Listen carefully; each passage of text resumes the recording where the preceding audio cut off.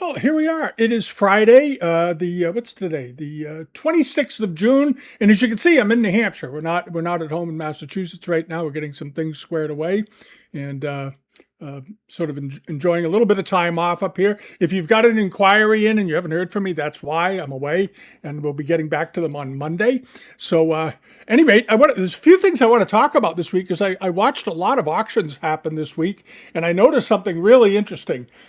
In the past, we talked about how the market overall has leveled off and that there's some soft areas and things like that. And what we saw this week in a number of sales here and in Europe, the same softening happening. And it's not to be unexpected. And what's happening really is that it's becoming a much more favorable market for the collector. The speculative money, the people who buy and want to flip things and make money on them, that's tightening up a lot. That is tightening up a real lot, but it's making it a much better market for people who are collectors. We saw prices this week for things selling for several $100s that used to sell for, the high, 800 to 1,000, 1,500, 2,000. We saw it at the Marco Polo sale. He did well. The sale did well, and we'll go through some of the results. They had some very nice things sell, but he had about 25% of the lots didn't sell. And those are sort of the same numbers we've seen from other auctions over in London at Bonhams and Christie's and so forth. They're all recognizing this. They're all seeing this. They're seeing a softening in demand. And that's primarily because a lot of the things coming out of the market right now were bought between 2007, 2008, and 2013. And again, they're overestimating. They're thinking they can get their money back and so forth. You're not going to, if you bought something in 2010 at an open auction, the chances of you getting your money back right now are nearly zero because you haven't had the increase that followed it afterwards that'll make it worthwhile once you take into account, if you sell at auction, the seller's commission absorbing the buyer's premium, which the seller ends up paying ultimately all of the time and so forth. So there's been some really big shifts happening. But another shift that's happened, I saw it at Brunk's. The Brunk sale this past week in American furniture. We're going to get to that too. Unbelievably great prices. And this is a trend that we started seeing a year and a half ago. Little bumps, little jumps in the prices of American furniture, brown wood as they called it, and so forth. And that seems to be really coming around. We saw a few months ago, you may remember at John McGinnis's sale up in New Hampshire, Amesbury, Mass, rather. He had a chest come up, a Boston chest, that he had estimated, and John really knows a lot about American furniture. He estimated at 40 to 60,000, and it brought over half a million. And that is because those are the prices we saw in the 90s for things. And it seems as though some of those prices are coming back. And across the board in the American decorative art field anyway, American folk art, we saw some very good results at Brunk's. Now, they were good collections, granted. They were very good collections. But the demand interest is very interesting, and we'll get to that. So the markets are changing. They're always shifting. I always say, if you want to invest your money, art is not the place to invest. Art is where you buy things that you enjoy, things that you like, things that you want in your life, but you better expect them, you better not anticipate them being worth 5 times more than what you paid for them in 10 years or 20 years, because they may be worth less. And that's simply the reality of the art and the antique market. Prices vary wildly from cycle to cycle, what's in demand, what's out of demand, and so forth. And right now we're seeing a lot of shifts happening, a lot of interesting things happening, trying to trade porcelains and so forth. The best pieces, the best examples are doing quite well. In other areas, they're not doing so well. All right, but they seem to be coming slowly, starting to pick up steam. Now we're going to see that sale in July, around the 23rd of July, down at Eldred's on Cape Cod. They have a very good China trade collection that's coming up. We're going to go do a video there and preview the sale, and I'll be really interested to see how that sale does, because there's some great examples in there, and we'll find out how interested collectors are in rare China trade. And if rare China trade is gaining traction, American furniture and other things are soon to follow. Or vice versa. because they go hand in hand. So that's sort of where we are. But some of the things I wanted to talk about first is we'll go through some of the results from this week, and then take a look at a couple of things that are coming up, and we're going to look at that Bronx sale a little bit. So stick around.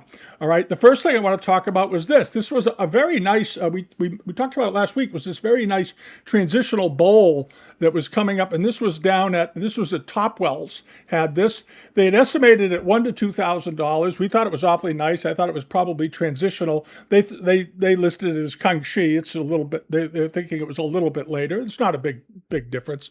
It ended up doing quite well with the premium. It ended up selling for about $6,500 against a $2,000 estimate. But it's a rare thing. It's a desirable thing, and these pieces seem to do pretty well in the recent months. All right, and then hopping over to this was the Locati sale of Satsuma. This was interesting. The sale did quite well, I think. Satsuma, as you know, hasn't been selling for a lot of money for a while. There hasn't been a lot of demand, and they got this collection together, and you're going to see some pretty good prices here. I forgot to push this one up. Hold on.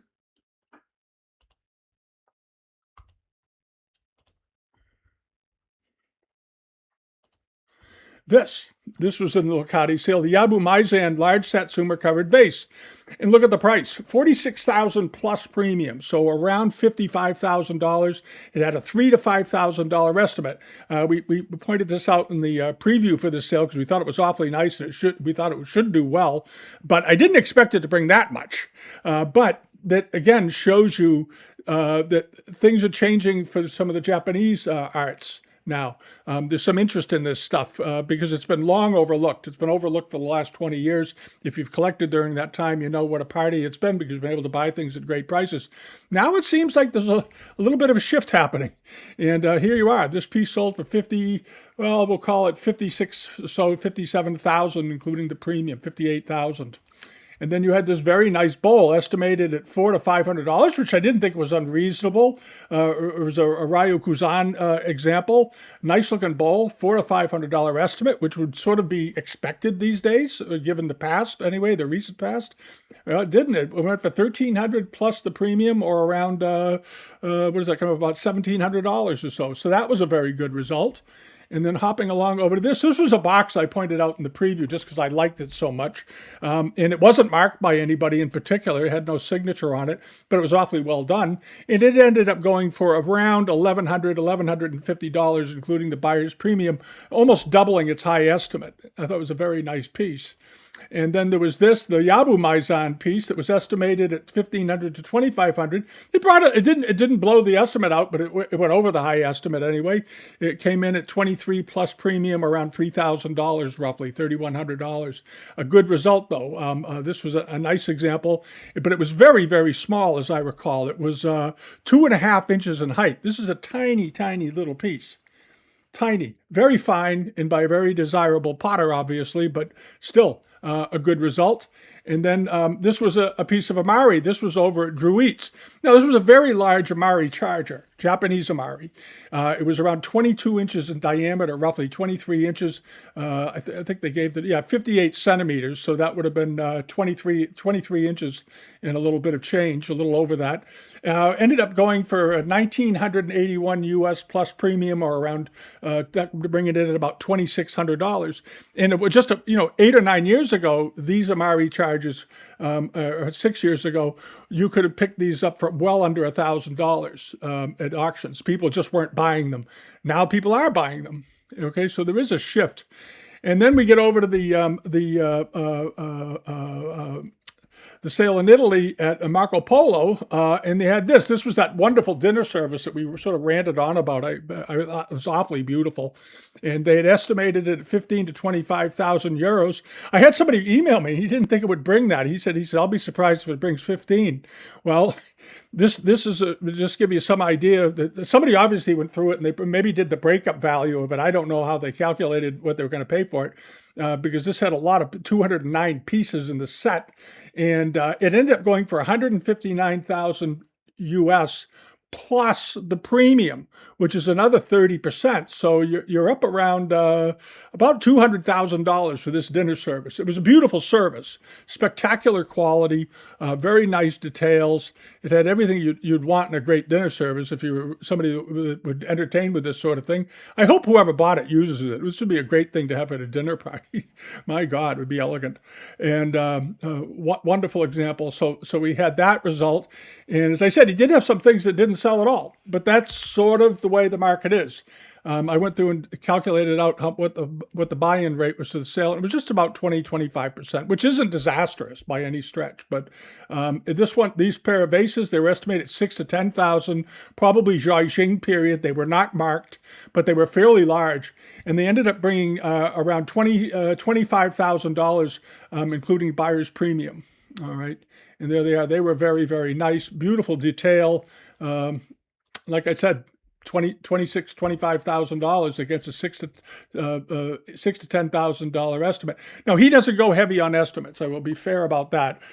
He likes to keep them very modest to encourage bidding, but it's a strong result no matter what he estimated.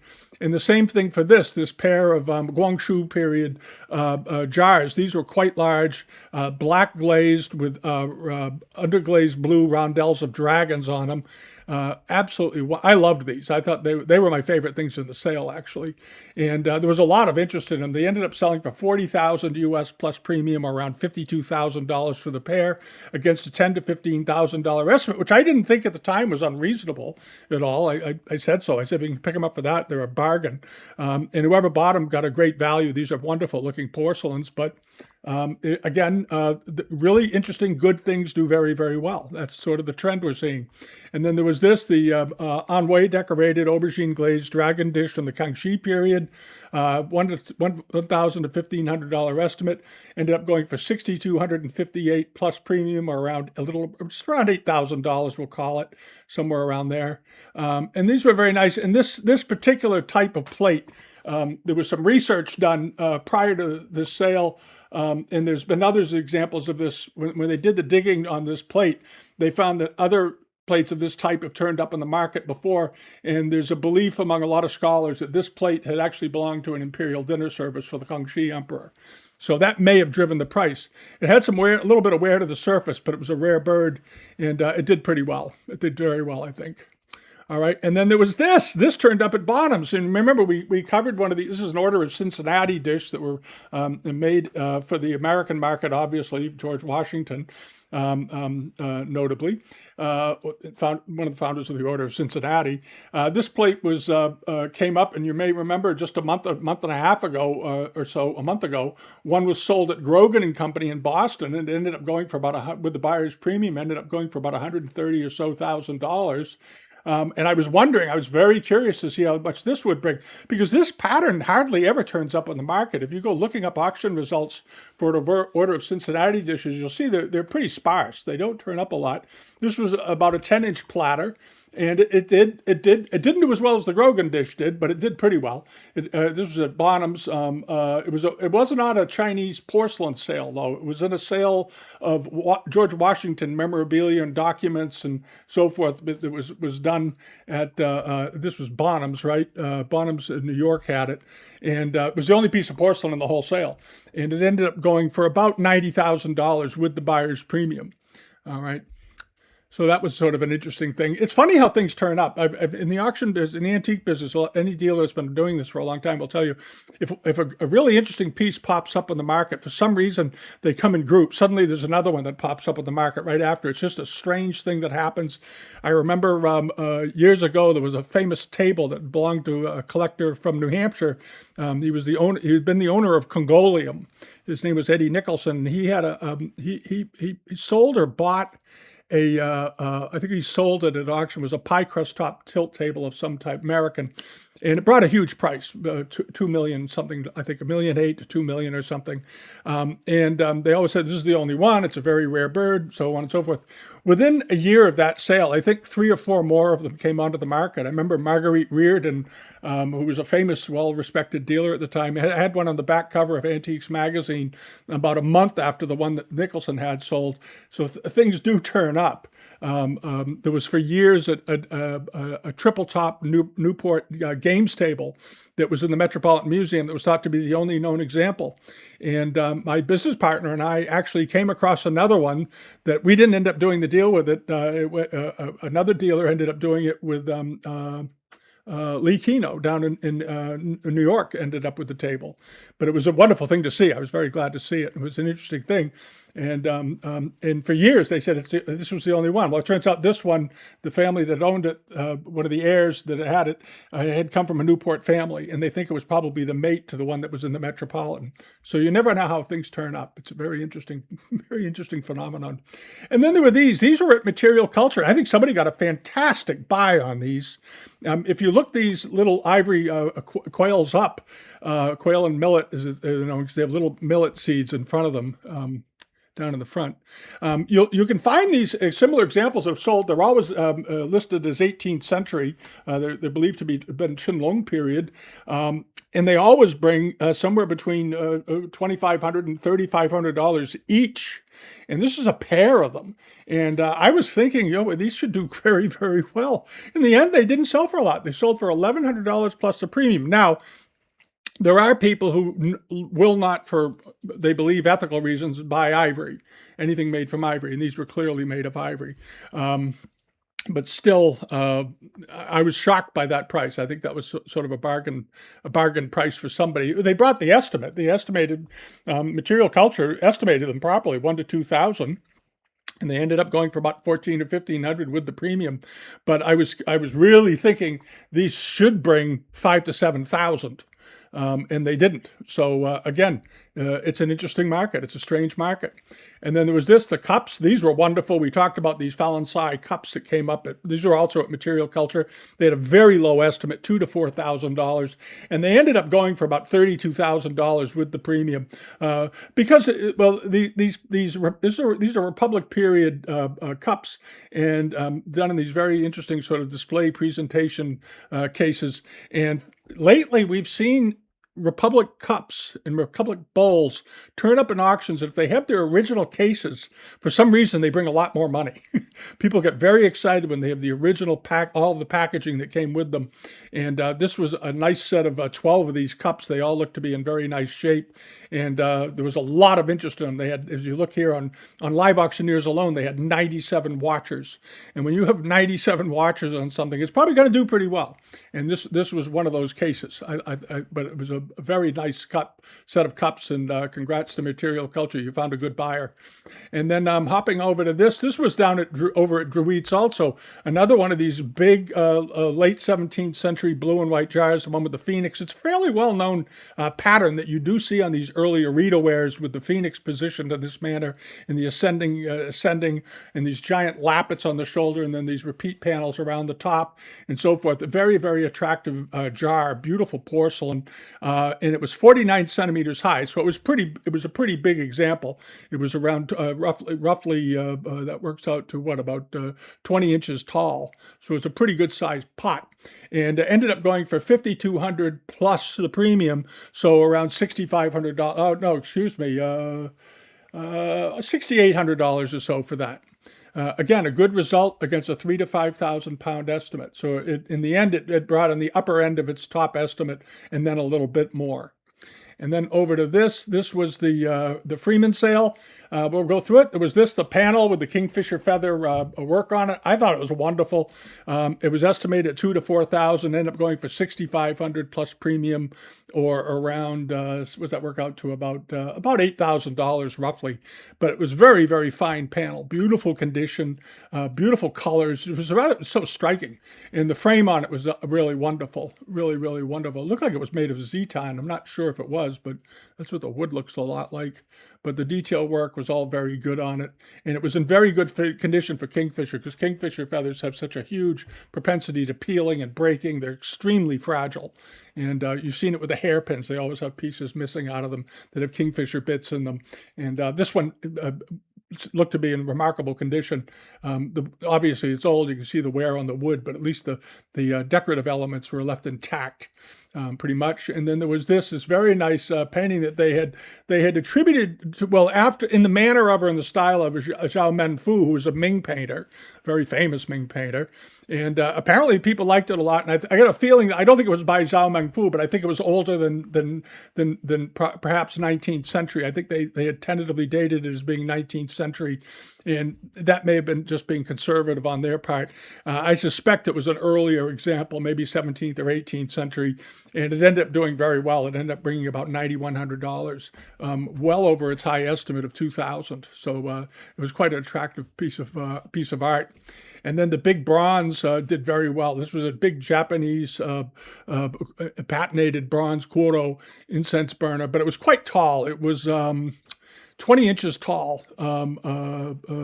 Let me see. No, excuse me, 42 inches tall with a 20-inch diameter. That's what it was. It was very, very tall, over 3 feet, 3.5, almost 3.5 feet tall. Ended up going for $9,500 plus the premium, or around that would bring it in at about $12,000 or $13,000, sort of smack in the mid-range of the estimate. But a very, very nice example. Again, it's nice to see these Japanese pieces doing so well. And then this is the Bronx sale. And this is something that if you pay attention to the art market and the antique market and what the markets are doing, it's important to keep your eyes on other things. And for years and years now, Nantucket baskets, these are made in Nantucket. They're very traditional and so forth. They're called lightship or lighthouse baskets. Were very collected in the 1980s and into the 90s, largely thanks to one particular dealer who had a store on Nantucket named Wayne Pratt. He was a top-end Americana dealer, and he really, when he opened his store there, he really got the wealthy folks on Nantucket, mostly the summer people who are all, very, very rich, interested in these baskets. And he more or less was a market maker for them, made them very, very collectible. And the prices went up a lot. They went up from being a few $100s for a basket into the thousands. And then that market sort of trailed off, and the Americana market trailed off, and Wayne Pratt actually passed on. So he wasn't there to sell them anymore. And they became very inexpensive for quite a while. Now there seems to be, again, now this is a nest. Nests of baskets are quite rare. Old nests are even rarer. And these were signed by a sea captain, James Wire. So that helps a lot. And they were estimated at $20,000 to $30,000. They ended up going for $46,000 plus the premium.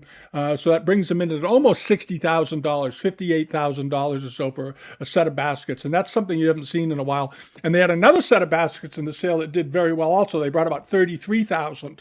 So that's this is a real sort of barometer thing, because this is a sort of a very high-end decorative art for the American furniture collecting crowd, especially the folk art collectors. And then they had this very nice Pennsylvania Dutch painted blanket chest. Now these were very hot things back in the 80s and 90s. They were, if one turned up on the market, they got a lot of attention and did very well. Well, this one was estimated pretty modestly at $7,000 to $10,000. And this came out of a well-known collection, and it ended up going for 22 plus premium, or around $28,500 against a $7,000 to $10,000 estimate. So almost tripled its high estimate. And Bronx tries to be, they try to be quite accurate on their estimates, what they think it'll really bring. So when I look at Bronx sales and I look at their estimates, I know that they pay close attention to the market. And this and what the trends and the prices are currently, and again, they're getting some explosive results. And then there was this very rare Seymour sewing table, beautiful sewing table, spectacular quality from the John Seymour School in Boston, Massachusetts. It was a wonderfully decorated stand. It's got an old silk sewing bag on it, grain painted. The surface, the paint, you notice all the varnish here is all alligated, because that's probably the original surface. Here's the interior. Over here, when you see the top of this thing, I'm trying to get to where's the top? there. Had this wonderful floral spray on the top of it, all hand painted, because Seymour would make the piece, but they would bring in decorative artists to work in their studio once the piece was done to fulfill the rest of the order, because the order would have included the person that ordered the table would want some paint decoration of flowers on it or something for the man. These were made for ladies as sewing work tables, and whoever ordered it probably ordered it for his wife, said, I want you to put some nice flowers on there for her. And they did that, and it's held up beautifully. So it's an untouched table, and look at the price, $320,000 plus the premium, or around, that would bring it in at about $410,000 US, against a $150,000 to $250,000 estimate.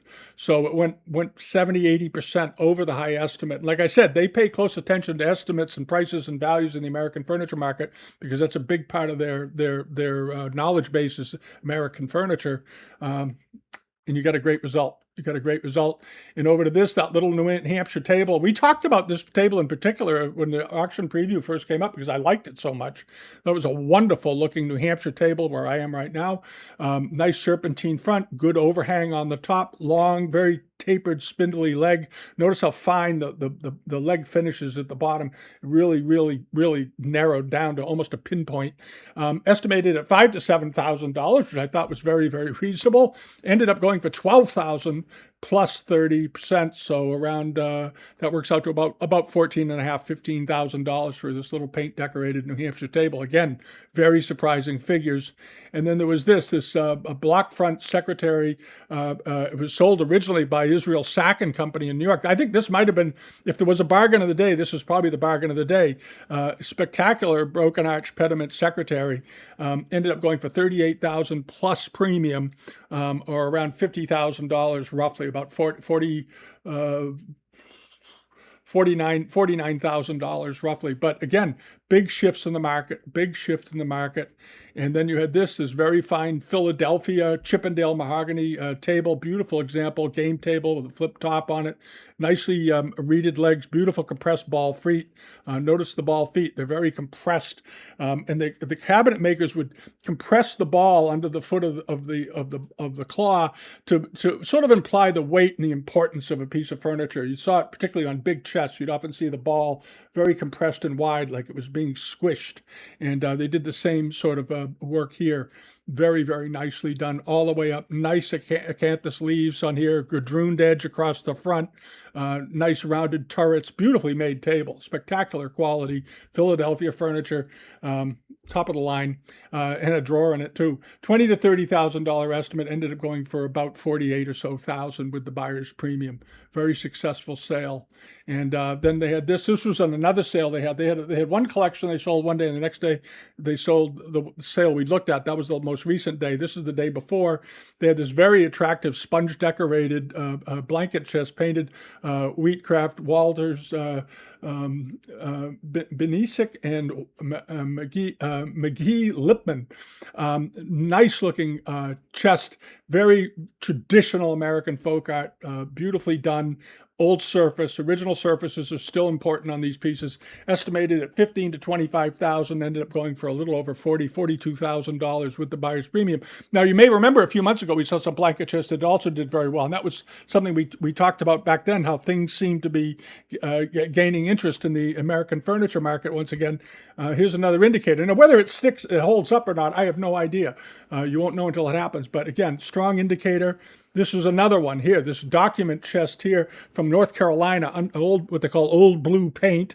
Nicely done, very architectural looking blanket chest with a big bracket foot on the front of it. Estimated at $30,000 to $50,000, and it didn't go well. It didn't go through its high estimate, but it hit the high estimate just about. It came in at about $49,000. A very, very handsome piece of furniture. Great stuff. So that's sort of a look at where things stand right now with the American furniture market on the top end pieces. And these, of course, are not bid on by people only near Bronx. These are bidders all over the country, obviously, that are bidding on these. And it's showing some real interest in the finer ends, the higher ends of the American furniture market. Whether that trickles down to other pieces, I don't know. but it's an interesting shift because this sale would not have happened with those prices. I don't think just maybe 3 or 4 years ago. I think it would have been about half those prices. So it seems to me in the last couple of years there's been some traction going under the feet anyway of a traditional high-end Americana. So we'll see how that goes, and expect to see it eventually over in the EU. Good English furniture still does fairly well, but it'll be interesting to see how it permeates the rest of the European furniture market. Now, what's going on here? These pieces are coming up. This is also at Brunks, incidentally. This is coming up at Brunks on July 9th. They have a sale coming up. It's not an Asian sale. They had their Asia sale yesterday. It did all right.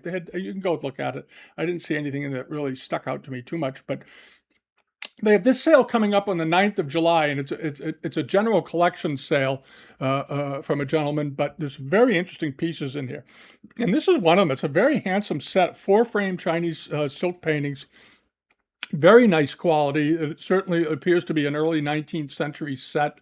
I think there's a small tear in one of them. One of these panels, I recall, I went through it, and there's a small tear in one of them. But other than that, they all look very, very good. Estimate is $1,000 to $1,500 for all four. I think that's extremely reasonable. $500 opening bid. And these are fairly good size. These measure 5 feet tall and 29 inches wide. So they're pretty good sized panels. So you could make a dining room out of them, or a whole section in the living room behind a sofa or something would be absolutely beautiful. And then there are these. These are going to be in this sale, and these are Republic period. They seem to think that the mark on the back says that they're Qin Lung. It doesn't say that. It looks like a Qing to Chen, some sort of factory stamp on the back of them. But they're extremely nice quality. And as you know from in the past, we've seen big chargers and plates turn up and things with those orange winged bats on the shoulders. This sort of overblown a little bit overblown decoration, and it's the kind of things you're seeing here. And these are quite handsome. These are wall pockets. Wall pocket vases, as they're known. And the color combinations are quite fascinating. I think these are really nice. I like them a great deal. And I'm dying to see how they do. The estimate is for nothing. I think they're going to blow the estimate to pieces, $600 to $800. I suspect they'll bring, even with the slight shifts in the market, these are sort of unusual. I don't know if you can find a comp for them. Sometimes, if you look them up on Google Lens or try to, go through some auction catalogs, if you can't find a comp for something, you want to watch it if you really like it, because you may get it for a bargain price. As I've said many times, a lot of people completely bail on a lot if they can't find a comp for it because they don't have the courage of their personal taste, because they're buying on speculation. Speculators, if you're speculating in Chinese art right now, you're on very, very thin ice. If you're a collector right now, you're in good shape. But if you're speculating, stop, because you're going to get stuck. It's as simple as that. Because the market is I think the market is heading for some significant shifts of interest in what sells and what doesn't sell. And I don't think that the market at this point globally is healthy enough to absorb floods and floods and floods of things at high prices. They'll sell, but if you're a collector, you'll get some great buys, because I don't think there's enough heavy hands, heavy wallets still wandering around buying up everything in sight like a vacuum cleaner. I think those days are completely done. All right, but at any rate, this is an awfully nice looking pair of wall pockets, $600 to $900. Expect them to bring $2,000 or $3,000 minimum. But they're awfully pretty. And then there was this set of these Empress Dara Daishai hat stands, or they're not really hat stands. I don't know what they call them. They're actually vases, but because they don't have holes in the walls, because hat stands always have holes in them. So when you put the hat on there, the air can circulate and dry the hat out. But these are quite handsome, and these are of course a very well-known pattern with the grisaille decoration and the yellow ground. There's the seal mark, and then they're also marked on the bottoms. And these are nice old ones. These are not modern copies. These are the real deal. There's a picture of the bottoms of them. That's what old ones look like. And I think the estimate is extremely modest, $1,000 to $2,000. Expect them to bring, 5 times that. They should. You remember a year or so ago, there was a sale of these Empress Dowager pieces that turned up. There's a whole bunch of them. I forget who had them, but the prices were absolutely phenomenal. They did great, and they didn't have a pair of these in it. These are very, very nice, and they're pretty good size too. They're like 12 inches or 13 inches tall. They're pretty good size vases, and very unusual form for this pattern. And then hopping over to this eagle or falcon is coming up. And this is Chinese. A lot of people think these are always oh, that's Japanese. No, it's not. The Japanese did similar work. They did things of very similar nature. But this particular one of the falcon with his wing out, well-known Chinese type made during the late Qing dynasty into the Republic period. Depending on whose catalog you're reading, sometimes they say the late Qing, other times they say the Republic or Republic to late Qing to Republic. But they're in that window of time. Just look at them that way. And they've had them in the past at all the big auction houses have had them, and they always seem to bring between $3,000 and $6,000 depending on the sale and when it was held. But that's sort of their price range over the last 20 years is $3,000 to $6,000, $3,000 to $5,500, somewhere in there. These are estimated at $1,000 to $2,000 with a $500 starting bid, and right now there are 12 people watching it, including me, and I'm very interested to see how this does. But this is a wonderful piece of pottery. There are a number of bird and animal form figural porcelains in this particular sale, and this is a very attractive example, and it looks to be in excellent condition. And as you know, Bronx typically includes blacklight photos. If you're going through their catalog and you come to these are blacklight photographs. And they're added to show if there's any repairs, because if there are any repairs to this bird, it would glow like radiation. So when you see these darkened pictures, that's what they're offering. People who collect always are used to getting these in the mail. If you buy porcelain, you should be very used to getting blacklight photos sent to you. Anyway, we'll see how that does. And then over to this, another pair of parrots. I thought these were absolutely fascinating because they're 19th century. They're old. These are not brand new, but look at the color pattern on them with these are sort of rainbow bands of colors, blues and aubergines and greens and so forth running up it. And I love the expressions on their faces. They look like they're annoyed. And very, very good quality, though. Beautiful quality workmanship on these. The rocky outcroppings are wonderfully done with these little black spots on them to give it some detail and so forth. Everything looks to be in good shape. See if there's any repairs to them. I don't know if that's a repair or not right here. There may be a glaze repair back here on the tail. Let's follow that around. No, maybe it isn't, because that's the other side. Maybe there was a small repair done to the edges of the feathers for some reason. Or no, it's just white. It's just white. That's all it is. But you can ask them. But I think these are terrific, and they're pretty good size. These are 9 or 10 inches, 9 inches, 8 1/8 inches tall, estimated at only $400 to $600 with a $200 opening bid. Expect them to do a lot. I think probably $1,500 to $2,000 on it. But it's going to be fun to see. Go leave some bids on it. It's got 20 people watching it already, and the sale is in for another almost 2 weeks from now. So they're obviously getting interest. But it's an interesting sign, and these are the things you want to sort of track if you're collecting and you want to know where the market is. Bookmark things you don't plan on bidding on. Just bookmark things that look interesting to you for future reference to sort of broaden your understanding of where the market is right now. But from, like I said at the beginning, from what I'm seeing right now, we're heading into a very good period for collectors. It's been pretty good selectively for collectors for the last few years, but from a price standpoint, some of the prices have been still quite strong, and I think these prices are, demonstrably softening in the market overall for average and typical things. I don't think it's a landslide, but I think that there's much more selectivity coming in, and that's what it's all about. And tastes are changing. Tastes are changing in the art and antique world, and as we saw with the American stuff, and as we're seeing with China trade stuff, and people are maturing in their collecting habits. They've been at it now for a while, and they're becoming more focused and more interested in specific areas and sort of broad buckshot of everything.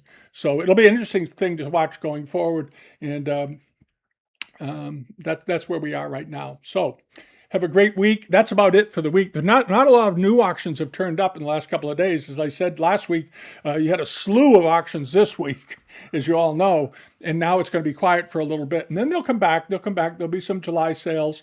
August tends to be very, very quiet in the antique auction market historically because Europe goes on vacation, and the American companies don't typically run them because the Europeans are on vacation, and you don't want to have them not participating if they have things of interest and so forth. So, and then the market surges back in all the September sales. There's some very good sales this September, and I think you're going to see increasing amounts of things getting flushed out of the woodwork in the next few years years as we go ahead, and it may be too much for the market to absorb. That's my area of not concern, but what I'm thinking. That's how I'm viewing it right now. But we'll see. It may not happen, but that's where I think we are heading.